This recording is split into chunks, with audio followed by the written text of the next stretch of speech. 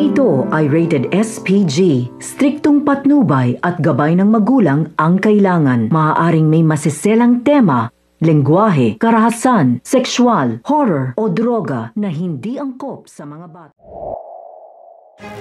Hindi nga matanggap ni Zoe ang kwento ng kanyang ina na ipinahiya siya sa maraming tao ni Lynette at nagawang i-upload pa sa social media ang kahihiyan ng kanyang ina.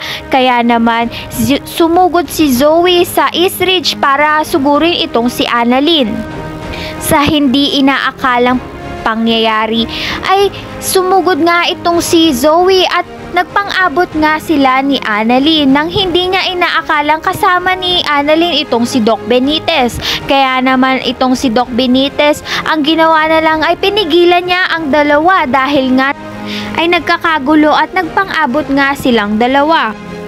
Nasampal nga ni Doc Benitez itong si Zoe nang dahil sa walang respeto at kung ano-ano ngang sinasabi dito kay Annalyn.